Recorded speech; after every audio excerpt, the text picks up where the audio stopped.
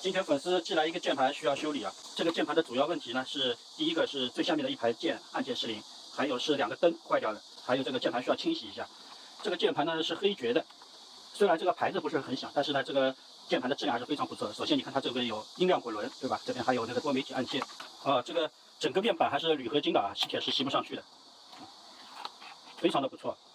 那这个黑爵的这个键盘用料真的是刚刚的，比很多大牌的键盘都要好很多。好，我们联思电脑测试了一下啊，这2个灯的确是不亮。然后呢，下面这一排按键，这里是的确没有。然后到了这个方向键这里呢，其实是好的。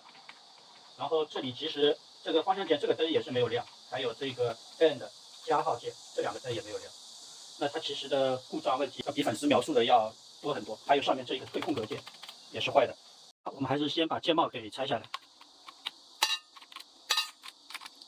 拆掉之后发现它这个键盘里边用的是樱桃黑轴的，这个轴体是非常不错的。大键用的是卫星轴。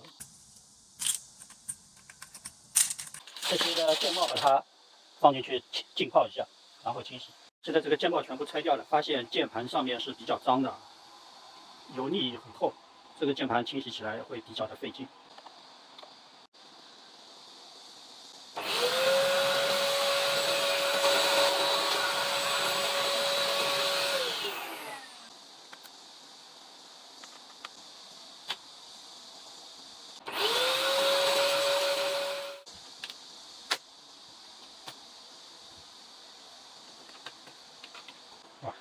这个底壳上的垃圾也不少，这个底壳还有上盖板也都往里面进一下。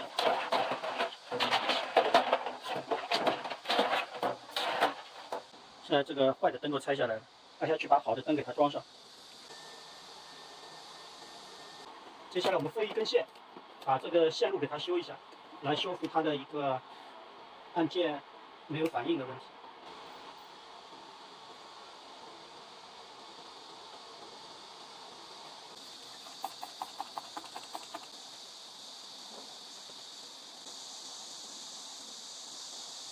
好，现在这块键盘它的这个灯都已经修好了，然后下面这一排按键不灵的这个问题也都已经飞线解决了。按下去我们就把它组装起来。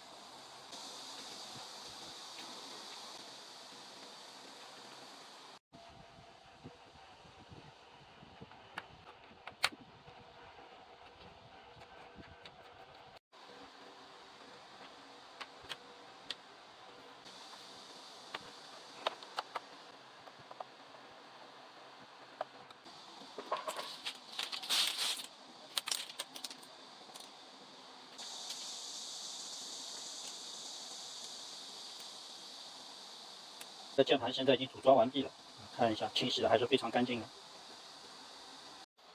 好，我们把这个线给它插上。好，现在这个灯光全亮了啊，然后我们测试一下按键。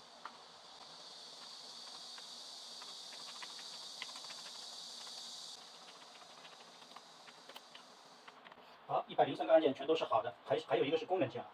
那这个滚轮，音量的滚轮也是好的。这款黑爵的键盘虽然名气不是很响，但是它的一个主板制作的工艺还有用料都是非常好的，它的价格是非常的优惠的。当时这个键盘只要买500多块，铝合金的面板，还有这个音量的滚轮，然后现在二手的更便宜啊。那大家如果感兴趣的话，可以去入手一款试一下，它的质量非常的好，值得收藏。好了，本期的视频就到这边，谢谢大家观看，我们下期再见，拜拜。